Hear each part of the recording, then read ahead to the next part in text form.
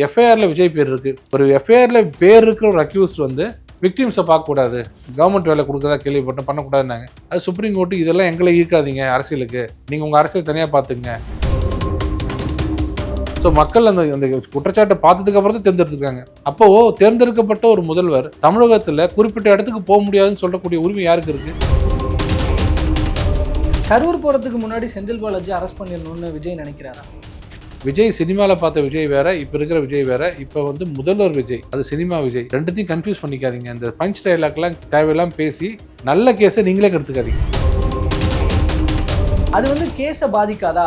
இப்போ அவங்க வந்து விஜய்க்கு எதிராக ஏதாவது வார்த்தைகள் சில விஷயங்கள் சொல்லணும்னு நினைச்சா கூட அவங்க எப்படி இந்த வேலையை வாங்கினவங்க எப்படி விஜய்க்கு எதிராக பேசுவாங்க, முதல்வருக்கு எதிராக பேசுவாங்க அப்படின்னு ஒரு வாதத்தை வைக்கிறாங்க. அரசு வேலை கொடுக்கறது லஞ்சம் மாதிரி கொடுக்கறதான்னு. பட் அந்த கேஸ் போயிட்டு இருக்கும் போது கொடுக்கறதுன்றது அதனால அவங்க வந்து நம்மளுக்கு ஆதரவாக செயல்படுவார்கள்ன்றது போலவோ நடந்துடாதான். சட்டப்படி விக்டிமுக்கு நீங்க எதுவுமே கொடுக்கக்கூடாது. அட்லீஸ்ட் இந்த 41 பேர் செத்தவங்கல்ல ஒரு 20 பேர் வந்து கவர்மெண்ட் வேலை கொடுத்துருக்காங்க, நம்ம எதுக்கு அதை வெளில போய் சொல்லணும் அப்படின்னு நினைக்கிறதுக்கு வாய்ப்பு இருக்கு. திசை திருப்பத்துக்கு வழி வருது.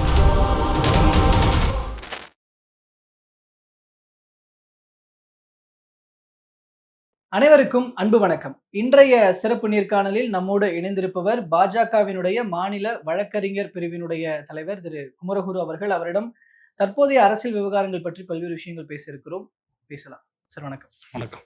இந்த இடத்துல அமைச்சர் சிடிஆர் நிர்மல்குமார் பேசின ஒரு விஷயத்த நான் உங்ககிட்ட கேட்கணும்னு நினைக்கிறேன். ஏன்னா அதிமுக கூட்டணி வச்சு தாவேக ஆட்சியை கவிழ்க்கணும்னு பாக்குறாங்க.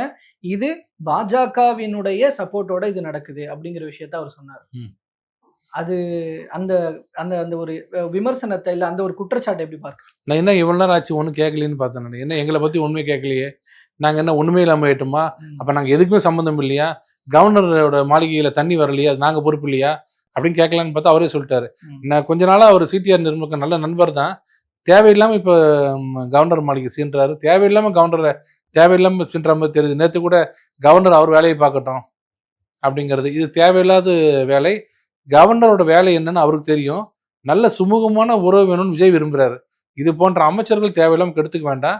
அவர் சொன்ன வார்த்தை, நான் மதுரை போனேன், நான் வைகை ஆற்றை பார்த்தேன், தண்ணியே இல்லை, தூர் வார கூட இல்லாமல் இருக்கு, இப்படி எத்தனை நாளைக்கு வச்சுக்க போறீங்க? தயவுசெய்து ஏதாவது பண்ணுங்க, இல்லைன்னா கவர்னர் மாளிகையே ஏதாவது முன்னெடுக்கும் அப்படின்றது என்ன தப்பு? இல்லை, அது அரசினுடைய வேலைகள்ல கவர்னர் ஏன் மூக்கு நுழைக்கிறாரு?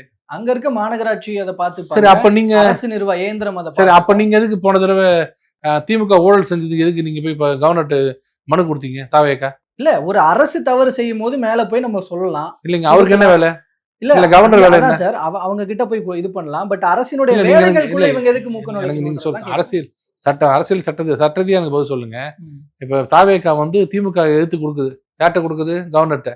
ஊழல் குற்றச்சாட்டு கொடுக்குது. கவர்னர் என்ன பண்ணாரு? அப்படியே பின்னாடி செக்ரட்டரிட்ட கொடுத்துட்டு உடனே ரிஜிஸ்டர் பண்ணி எஃப்ஐஆர்னு வர யார்கிட்ட கொடுப்பாரு? டிஜிபி தானே கொடுத்தாங்கணும். டிஜிபி என்ன சொல்றாரு? எங்க வேலையை நீங்க செய்யாதீங்க சார் சொல்றாருல்ல. அப்புறம் இதுக்கு எல்லாரும் மனு கொடுக்குறீங்க போயிட்டு? இல்ல, அந்த இடத்த வரும்போது ஆளுநருக்குன்னு ஒரு அதிகாரம். என்ன அதிகாரம்? அதான் ஒரு அரசாங்கத்தினுடைய ஒரு ஹெட்டா அவர் மாநிலத்தை பொறுத்த வரைக்கும் இருக்கிறாரு. தவறு நடந்தால் தட்டி கேட்கிற இடத்துல கவர்னர் இருப்பார்ன்ற நம்பிக்கையில தானே திமுக மனு கொடுக்குது, அதிமுக மனு கொடுக்குது, டிவிகே மனு கொடுக்குது, எல்லாரும் கொடுக்குறீங்க. ஒன்னா ஒரு இடத்துல ஒரு மந்திரி சபையில கூட்டத்துல ஒருத்தர் உட்கார்ந்தா உடனே போய் உட்காரலாமான்னு யார்கிட்ட கேட்குறீங்க? So he is the administrative head of the state. Functional head தான் சிஎம். அட்மினிஸ்ட்ரேட்டிவ் ஹெட் யாருன்னா governor. Under the seal of governor தான் ஒவ்வொரு ஜியோலையும் சைன் பண்ணி தான் வரும் அபிஷியலா. அவர் தான் இங்க டாப். என்ன ஒண்ணு, நீங்க திமுக ஆட்சியில பார்த்த பர்னாலா மாதிரி, ரோசையா மாதிரி எதிர்பார்த்தீங்கன்னா அது மாதிரி இருக்க முடியாது. அவங்கெல்லாம் வந்து வாடகை சம்பளத்தை வாங்கிட்டு வீட்டுக்கு போயிட்டு அவங்க இருப்பாங்க. இப்ப இருக்கிற கவர்னர்லாம் கவர்னரோட பவர்ஸ் என்னன்னு பாக்குறாங்க. ஏன் இப்படி இருக்கு, இது ஏன் சரி செய்யக்கூடாது அப்படி நாளைக்கு கண் எதிர்க்க ஒரு கவர்னர் ஒரு இதை பாக்குறாரு, ஒரு விபத்து உள்ளாகக்கூடிய ஒரு இடத்த பாக்குறாரு. இப்படி இருந்தா அந்த ரோடு விபத்து ஆகுமே, 1000 பேர் சாவாங்களேன்னு கேட்டா கவர்னர் வேலை என்னமோ நேரா லோக் பவன் போ, லாக் பண்ணிக்க, சாப்பிட்டு படுத்துக்குன்னு சொல்லுவீங்களா? கவர்னர் கேட்க மாட்டாரா? இது சரி பண்ணுங்க, 1000 பேர் உயிர் போகுது அப்படின்னு சொல்லக்கூடிய ஒரு அட்மினிஸ்ட்ரேட்டிவ் ஹெட் தான் அவர். வந்து கூப்பிட்டு 4 பேர் கூப்பிட்டு என்ன நடக்குது நாட்டுலன்னு கேட்டீங்கன்னா உனக்கு அந்த தகுதி இருக்கா? ரிவ்யூ பண்றதுக்கு நீ யாருன்னு கேக்குறீங்க. அடுத்த 10வது நாள் நீங்களே போய் ரிவ்யூ கொடுக்குறீங்க. ஐயா இந்த மாதிரி அடிச்சுட்டான் ஐயா, தயவுசெய்து காப்பாத்துங்கன்னு. அப்ப கவர்னரோட வேலை என்ன? அதை முதல்ல புரிஞ்சுங்க. கவர்னருக்கு எல்லா பவர் இருக்கு. நிர்மல்குமார் அப்படி தெரியலன்னா கான்ஸ்டியூஷன் கொஞ்சம் படிக்கணும், அவ்வளவுதான். ம். படிச்சா அவருக்கு என்னென்ன பவர்ஸ் இருக்குன்னு தெரியும். ம். இல்ல இப்போ அது வந்து இப்போ அவருக்கு சரி ஒருவேளை கவர்னருக்கு அந்த மாதிரியான ஒரு அக்கறை இருக்கு அப்படின்னா, அவருக்கு இந்த இப்ப கூவமாறு இந்த மாதிரி இருக்கு. அது அவருக்கு தெரியலையா? பக்கத்திலேயே இருக்கு. அதுக்கு தெரியலையா? ம். ஏன் இங்க வந்து திடீர்னு இந்த மாதிரி அதிகாரிகள கூப்பிட்டு திடீர்னு பேசுறது? லைக் இதெல்லாம் வந்து தேவையில்லாத ஒரு குழப்பத்த உண்டு பண்ற மாதிரி தெரியல. ஆக்சுவலி இந்த இடத்துல கூட அரச தான் கேள்வி கேட்குறாங்க. கவர்னர் திமுக அப்படிதான் கேக்குது. கவர்னர் அந்த அளவுக்கு ஏன் அனுமதிச்சிட்டு இருக்கிறீங்கன்னு திமுக கேள்வி இல்ல கேக்குது. அந்த தாவேகா இடத்துல இல்ல, நம்ம கவர்னர் வந்து அன்னைக்கு மதுரையில் எல்லாரையும் கூப்பிட்டு, என்ன நீங்க அடிக்கடி சிடிஆர் நிர்மல்குமார் வரும்போது போய் அவர் வர வைக்கிறீங்க, அவரெல்லாம் வர வைக்காதீங்க, மந்திரி அவர் வேலையை பார்க்கட்டும், என்னை மட்டும் வரவேற்க பேசுங்க, நான் தான் இங்க ஹெட், இப்படி பேசுனீங்கன்னா என்னங்க இது இங்க இதுல தலையிடுறீங்கன்றீங்க. ஒரு வைகை ஆத்து வந்து உங்களால முடிஞ்சா பண்ணுங்க, இல்ல மாணவ செல்வங்களை வச்சு நான் பண்ணிப்பேன் அப்படின்னா என்ன தப்பு அதுல? ம். சரி, கூவம் ஆற்றை வந்து நீங்க நீங்க சீரமைக்கிறதுக்கு ஈஸியா, வைகை ஆற்றை சீரமைக்கிறது ஈஸியா? வைகை ஆறு நல்ல தண்ணி, உள்ள பாறை இருக்குது, அதெல்லாம் உடைச்சு பெருசாக்குங்க, நல்லது பண்ணுங்கன்னு சொல்றாரு.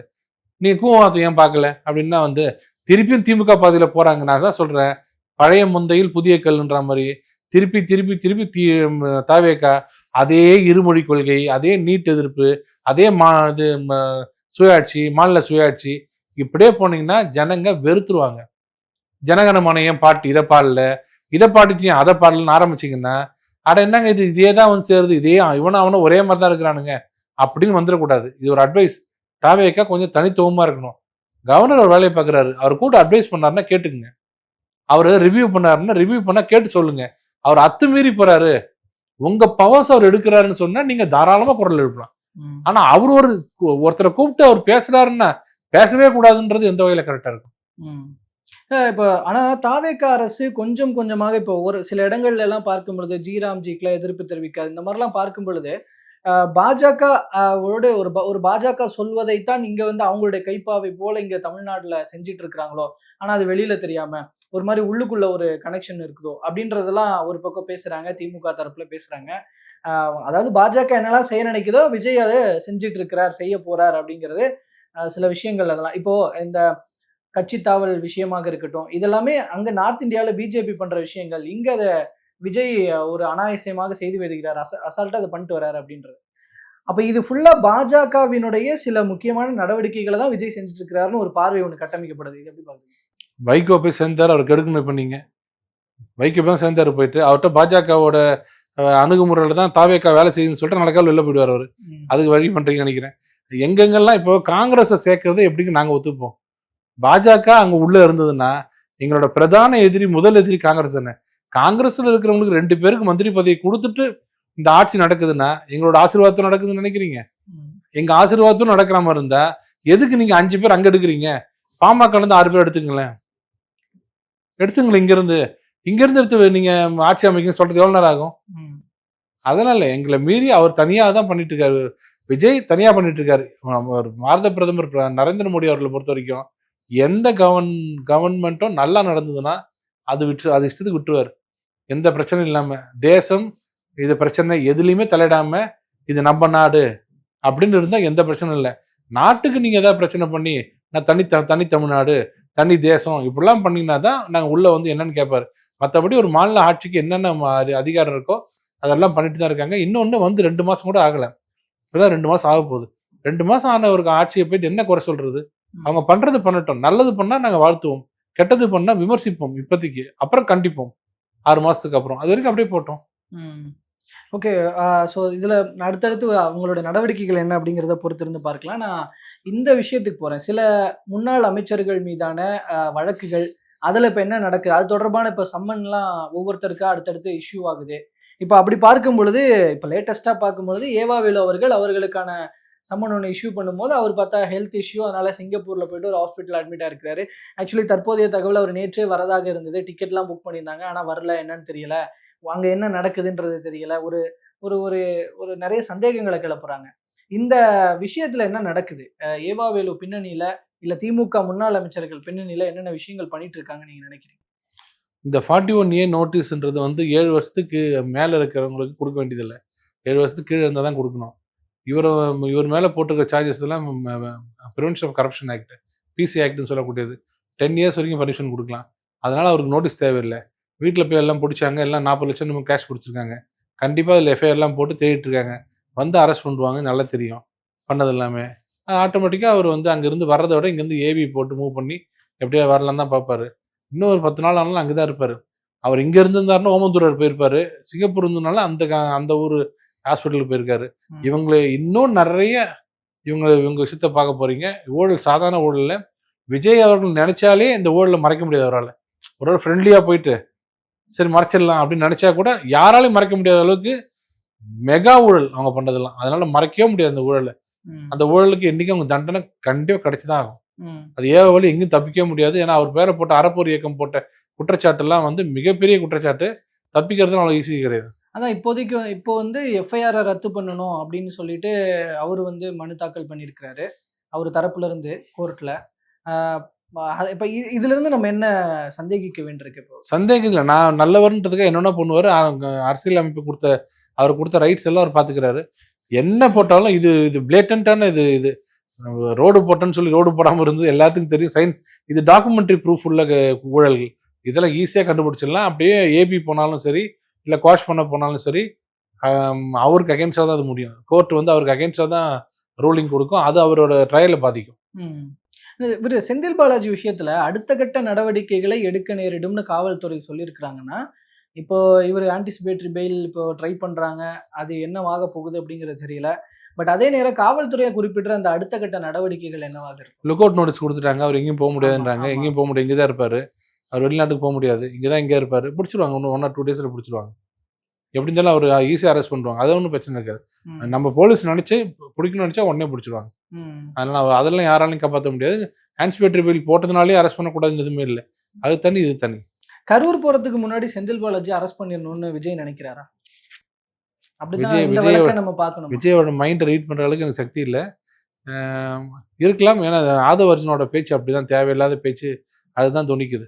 நாங்க யாருன்னு காமிக்கிறோம் அப்படின்னு தேவையில்லாதது. ஆதவ அர்ஜுனா போன்றவர்களுக்கு ஒன்று சொல்லணும். விஜய் சினிமாவில் பார்த்த விஜய் வேற, இப்போ இருக்கிற விஜய் வேற. இப்போ வந்து முதல்வர் விஜய், அது சினிமா விஜய். ரெண்டுத்தையும் கன்ஃபியூஸ் பண்ணிக்காதீங்க. இந்த பஞ்ச் டைலாக்லாம் தேவையில்லாம பேசி நல்ல கேஸை நீங்களே கெடுத்துக்காதீங்க. நல்ல அருமையான கேஸ் அது விஜய்.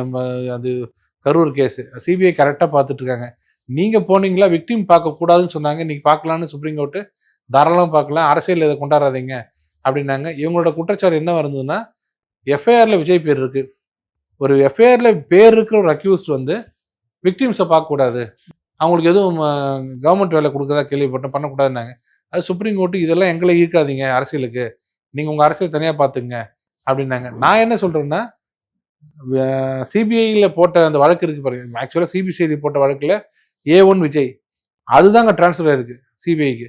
சிபிஐ டிரான்ஸ்ஃபர் ஆனதுக்கு அப்புறம் தான் அவர் விஜய் தேர்ந்தெடுக்கப்பட்டிருக்காரு சிஎம்மா. ஸோ மக்கள் அந்த குற்றச்சாட்டை பார்த்ததுக்கு அப்புறம் தான் தேர்ந்தெடுத்திருக்காங்க. அப்போ தேர்ந்தெடுக்கப்பட்ட ஒரு முதல்வர் தமிழகத்துல குறிப்பிட்ட இடத்துக்கு போக முடியாதுன்னு சொல்லக்கூடிய உரிமை யாருக்கு இருக்கு? கோர்ட்டு தவிர. கோர்ட்டு தான் சொல்ல முடியும். கோர்ட்டு ஒன்று தான் அங்கே போன லா அண்ட் ஆர்டர் சிச்சுவேஷன் மோசமாக இருக்குன்னு சொல்லி வேணான்னு சொல்லலாம். 144 அந்த ப்ரொசீடிங்ஸ் தான் வரும்.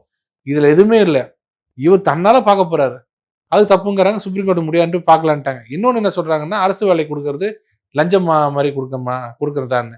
அப்போ நீங்க இதுல அந்த விஷயத்துல எனக்கு ஒரு கேள்வி இருக்கு. இப்போ விசாரணைன்னு ஒண்ணு போயிட்டு இருக்கு. ஆக்சுவலி பாதிக்கப்பட்டவர்கள் அப்படிங்கிறவங்க வந்து தாவேகா கட்சிக்கு எதிர்த்தரப்புல இருக்கிறவங்க தான். அப்ப அவங்களுக்கு அரசு வேலைன்னு கொடுக்கறது ஒரு பக்கம் வந்து இழப்பீடாக இறந்து போனவங்க குடும்பத்துக்கு கருணை அடிப்படையில் கொடுக்கறதுன்றது சரிதான் அப்படின்னாலும் கூட அது வந்து கேஸை பாதிக்காதா? இப்போ அவங்க வந்து விஜய்க்கு எதிராக ஏதாவது வார்த்தைகள் சில விஷயங்கள் சொல்லணும்னு நினைச்சா கூட அவங்க எப்படி இந்த வேலையை வாங்கினவங்க எப்படி விஜய்க்கு எதிராக பேசுவாங்க, முதல்வருக்கு எதிராக பேசுவாங்க அப்படின்னு ஒரு வாதத்தை வைக்கிறாங்க. இதை சட்ட ரீதியா எப்படி அணுகிறது? கள்ளச்சாராயம் குடிச்சு 40-60 பேர் செத்தாங்கல்ல, அன்னைக்கு நைட்டே 10 லட்சம் கொடுத்தீங்கல்ல, ஆமா, என்ன அர்த்தம்? இல்ல அதே போலதானே இதுவும். அது தப்பு. கள்ளச்சாராயம் குடிச்சது அவங்களே போலாமா கோர்ட்டுக்கு? அந்த இடத்துல அவங்களே கோர்ட்டுக்கு போலாமா? நான் போலாம், பிஜேபியை நான் போலாம். என்ன நீ அவருக்கு லஞ்சம் கொடுக்குற, நீ லஞ்சம் கொடுக்குற கேட்கறது எனக்கு உரிமை உண்டு. இன்னொன்னு, இங்க ஆல்ரெடி எக்ஸிக்யூட்டட், இங்க பணம் கொடுத்தாச்சு, இம்ப்ளிமெண்ட் பண்ணிட்டீங்க. அங்க இம்ப்ளிமெண்ட் பண்ணாங்களா? பண்ணும்போது போங்க கோர்ட்டுக்கு. நீங்க அந்த அரசாணை கொடுக்குறீங்களே, அரசாணை கொடுக்கும் போது நீங்க கேள்வி கேளுங்க. சிபிஐல என்கொயரி இருக்கும்போது கொடுக்கலாமா அப்படின்னு கேளுங்க. நான் உங்களை தார்மீக அடிப்படையில் கேட்கிறேன், உங்களுக்கு என்ன ரைட்ஸ் இருக்கு நீங்க வந்து அவங்களை கேட்கறதுக்கு? ஒரு கள்ளச்சாராயம் குடிச்சு செத்தவங்களை போய் அன்னைக்கு நைட்டே 10 லட்சம் கையில கொடுத்தீங்களே, என்ன அர்த்தம்? என்ன ஆனாலும் என்னை காட்டி கொடுக்காத, அதான் அர்த்தம். இது லஞ்சம், அது என்னது? ம். வஞ்சமா? இல்ல அதையும் நான் திருப்பி கேக்குறேன். அப்ப அது லஞ்சம்னு நீங்க சொல்றீங்கன்னா அந்த பார்வையில அது பாக்குறீங்க. லஞ்சம். இதையும் நம்ம அப்படி நான் பார்க்கணும். அதான் கேட்கிறேன், லஞ்சம் அதுவும் தவறு இதுவும் தவறுன்றது எப்ப சொல்லுவோம்? ம். நீங்க அரசாணை கொடுத்த பிறகு நான் சொல்லுவேன், நீங்க சொல்லாதீங்கன்ற திமுகவை. நீங்க உங்களுக்கு அந்த அருகதே கிடையாது. இந்த நாட்டுல இது வரைக்கும் நடந்த தமிழ்நாட்டு அரசியல்ல எல்லாத்துக்குமே முதல்ல பிள்ளையார் சொல்லி போட்டது யாரு? திமுக தான். அனைத்துக்குமே என்னென்ன பண்ணக்கூடாத ஒரு அரசியல்ல அத்தனையும் பண்ணி காமிச்சது திமுக. அதை ஜஸ்டிஃபை பண்ணதும் திமுக. மத்தவங்க பண்ணுவாங்க, ஜஸ்டிஃபை பண்ண தெரிய முடிப்பாங்க. அதை அழகா ஜஸ்டிஃபை பண்ணாரு. முதல் மனைவி, இரண்டாவது மனைவி, அதை கொண்டு வந்தது யார் தெரியுமா? மனோரமா. அந்த சொந்தக்காரர் மனோரமா நான் மன்னிக்க மாட்டேன், ஆனால் ஒரு வகையில் மனோரமாக்கு நான் நன்றி கடன் பட்டவனா இருப்பேன். யார சொல்ல முடியும் உலகத்துல? இது மாதிரி ஒரு அழகா விளக்கம் கொடுப்பாங்க திமுக காரங்க. அவங்க பேசக்கூடாதுன்ற. கள்ளச்சாராயத்துல செத்துட்டு நைட்டே பணம் கொடுத்தவங்க இதை போய் நீங்க பார்க்க கூடாது, கவர்மெண்ட் வேலை கொடுக்க கூடாதுன்னு சொல்றதுக்கு அருகதை இல்லை உங்களுக்கு, எங்களுக்கு இருக்குன்னு சொல்றேன். ஓகே. ஆனா இது நான் திமுகவை விட்டுறேன், நான் அவங்கள விட்டுறேன். நாம அரசியலா இதை பார்க்க வேணாம். அவங்க அன்னைக்கு பண்ணாங்க, நம்ம இப்படி அந்த பழைய இதை பொருத்தி பார்த்துக்க வேணாம். ஏன்னா அது என்னன்றது மக்களுக்கு கன்வே பண்ணிடலாம், இப்பவும் பண்ணிட்டோம். நான் இருந்தாலும் ஒரு சட்ட ரீதியா கேட்கிறேன், இந்த கோணத்துல நம்ம அதை பார்க்க கூடாதா? இப்போ அரசு வேலை கொடுக்கறது ஒரு கேஸ் போயிட்டு இருக்கும் போது, கேஸ் முடிஞ்சதுன்னா அதுக்கப்புறம் கொடுக்குறாங்கன்னா எந்த கேள்வியும் வரப்போறது இல்லை. பட் அந்த கேஸ் போயிட்டு இருக்கும் போது கொடுக்கறதுன்றது அவங்களுக்கு சொன்னது போல ஒரு லஞ்சம் கொடுப்பது போலவோ, இல்ல அவங்களுக்கு ஏதோ ஒரு சன்மானத்தை வழங்குவது போலவோ, அதனால அவங்க நம்மளுக்கு ஆதரவாக செயல்படுவார்கள்ன்றது போலவோ நடந்துடாதா? சட்டத்துல தூத்துக்குடி ஸ்டெர்லைட்ல இறந்தவங்களுக்கு நஷ்டஈடு கொடுத்தாங்களா? கொடுத்தாங்களா? சொல்லுங்க, கொடுத்தாங்களா இல்லையா? தூத்துக்குடி அந்த ஸ்டெர்லைட்ல சுடப்பட்டவங்களுக்கு கொடுத்தீங்கல்ல? இல்ல சார், நம்ம திரும்பவும் அப்படி போய்க்க வேணாம். நம்ம இதுலயே கேட்கலாம். சட்டப்படி நான் சொல்ல சட்டப்படி விக்டிமுக்கு நீங்க எதுவுமே கொடுக்க கூடாது. அன்லஸ் நீங்க இந்த கேஸ் ப்ரூவ் பண்ற வரைக்கும் விக்டிமுக்கு நீங்க எந்த வகையிலுமே ஹெல்ப் பண்ணக்கூடாது. பண்ணீங்கன்னா அட்லீஸ்ட் இந்த 41 பேர் செத்தவங்கல்ல ஒரு 20 பேர் கவர்மெண்ட் வேலை கொடுத்துருக்காங்க, நம்ம எதுக்கு அதை வெளில போய் சொல்லணும் அப்படின்னு நினைக்கிறதுக்கு வாய்ப்பு இருக்கு. அதே மாதிரி 65 பேர் கள்ளச்சாராயத்தை செத்தவங்களுக்கு அவன் உயிரோடு இருந்தாங்கன்னா 10 லட்சம் கிடைச்சிருக்காது, அவன் செத்தான் புண்ணியம் 10 லட்சம் கொடுத்தான் அப்படின்னு நினைச்சு இது தப்பே இல்லை, அவர் அங்க குடிக்கவே இல்லை, வேற எங்கேயும் ஏதோ குடிச்சிட்டாருன்னு சொல்றதுக்கு வாய்ப்பு இருக்கு. ஸோ இது ஒரு விக்டிமுக்கு பணம் கொடுக்கறதுன்றது திசை திருப்பத்துக்கு வழி இருக்கும். சட்ட ரீதியா சொல்றேன். பட் இது யாரும் விதிவிலக்குல எல்லாரும் கொடுத்துருக்காங்க சொல்றேன். ஓகே. நான் இதைத்தான் தெரிஞ்சுக்கணும்னு நினைச்சேன். ஓகே, மற்ற விஷயங்கள் பொறுத்திருந்து பார்ப்போம் சார் என்ன நடக்குது அப்படிங்கிறத. இந்த அடுத்தடுத்த வழக்கு விவகாரங்கள் பற்றியும் நம்ம தொடர்ந்து பேசலாம். தற்போது வரைக்கும் பல்வேறு தகவல்கள் மற்றும் கருத்துக்களை பயந்து மிக்க ரொம்ப நன்றி.